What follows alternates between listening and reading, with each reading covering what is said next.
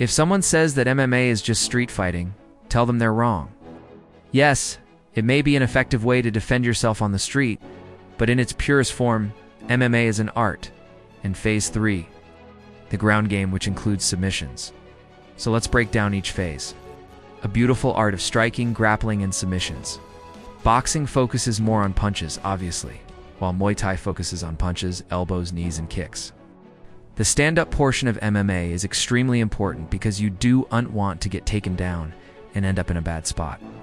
And if you have good distance, you will be able to keep your opponent at the end of your range and avoid being hit. Now, the best fighters in the world have mastered these two factors, and that's what makes them so great. Now, in mixed martial arts, you won't just wrestle for the entire time, or just do judo for the entire time. Because in MMA, taking someone down is one of the best ways to try to finish the fight.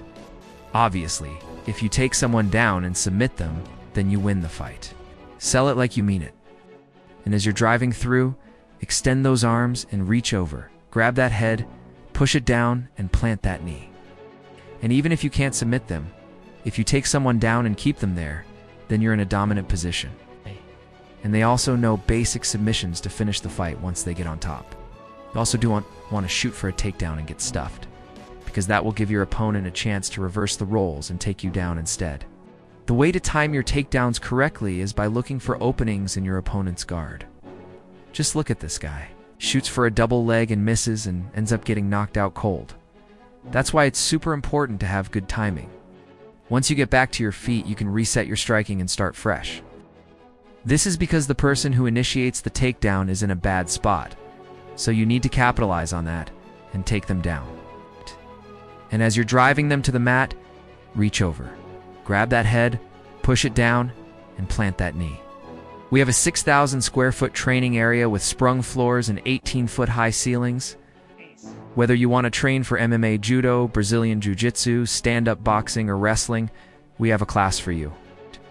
Kimuras are when you break your opponent's arm by pulling on their sleeve, and triangles are when you put your opponent to sleep by putting your legs around their neck. Finally, if you want to transition from one position to another, then you need to have good transition skills. And finally, arm bars are when you break your opponent's arm by pulling on their arm. This is because you don't want to apply a submission and not finish it. If you don't, then your opponent will be able to tap out and reverse the rolls. If you do, then your opponent will be able to recover and reverse the rolls. Now this can include Brazilian jiu-jitsu or judo. It's most likely you'll have some sort of hybrid style that involves aspects of both.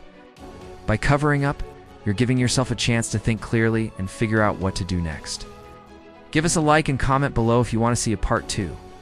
All you need is one submission, and you win the fight. There are many types of submissions, but the most common ones are rear naked chokes, kimuras, triangles, and arm bars. This means you need to have guard retention, transition, and passing skills. For example, if you're in a bad spot, then it's going to be very difficult to apply a submission. That's why you need to have good guard retention skills. Similarly, judoka usually know wrestling to defend against takedowns, and they also know submissions. In fact, most training partners will submit each other after a training session. It's just part of training. This is because if you try to apply a submission without setting it up, then your opponent will be able to defend, and you'll waste a lot of energy for nothing. For example, if you want to apply a rear naked choke, then you need to get to the back first. If you try to apply the rear naked choke from the front, then your opponent will be able to defend, and you'll waste a lot of energy for nothing. We offer classes in judo, Brazilian jiu-jitsu, stand-up boxing, and wrestling. Our judo program is one of the best in California. We have multiple state champions and international medalists. Our Brazilian jiu-jitsu program is also world-class. We have multiple black belts and world champions. Our stand-up program is no joke either. We have multiple professional fighters who compete in MMA and kickboxing, and our wrestling program is top-notch as well. We have multiple state champions and college qualifiers. Most likely you'll have some sort of hybrid style that involves aspects of both. Now, to successfully execute a double leg shot, you need to have decent lower body strength. Because you're relifting the opponent off their feet and driving them towards the ground, you also need to have some upper body strength, because you're going to be holding onto their limbs and controlling them. And finally, you need to have good timing. If you did it right, you'll feel a pop in your knee as well. Once you hear the thud and you feel the pop, the fight is basically over. You've won. Congratulations. They can dictate the pace of the fight by keeping their opponents at the distance they want and countering when they need to. You can do a single leg takedown, a double leg takedown, an ankle pick, a trip, a throw, and the list goes on and on. Each discipline has different ways to bring the fight to the ground, but the most effective way to take someone down is with a well-timed and executed double leg shot. And the reason why is because you need to land clean and crisp strikes while avoiding eating any clean and crisp strikes yourself. If you're able to do this over the course of 3 rounds, you will win a decision. But if you get caught with a big strike or two, you might find yourself losing a round or even the entire fight. That's why it's super important to work on your timing and distance. You also do want to shoot for a takedown and fail and leave yourself vulnerable to a counterpunch. And if you want to compete in MMA, there are 3 phases you need to master. Phase 1, striking. Phase 2, clinch and takedowns. Phase 1 is all about standing and striking. Now, this can include boxing or Muay Thai. Now, there are many ways to score a finish in the stand-up game. One is by knockout, which means you put your opponent to sleep from a punch or a kick. And the second one is by technical knockout, which means you inflict so much damage to your opponent that the doctor stops the fight or the referee waves it off. Another way to win a fight is by decision. This is where you outstrike your opponent over the course of the round and earn a unanimous or a split decision. In order to win a decision, you need to have good movement, footwork, head movement, timing, and distance. If you have good timing, you will be able to time your opponent's strikes and counter. But let's say you master all this, and you're still not getting knockouts or finishes. In Phase 2, we have the clinch and takedowns, which will take our fight from standing to the ground. And this usually involves wrestling or judo. For example, wrestlers usually know judo throws to get the fight to the ground. So now let's talk about how to take someone down.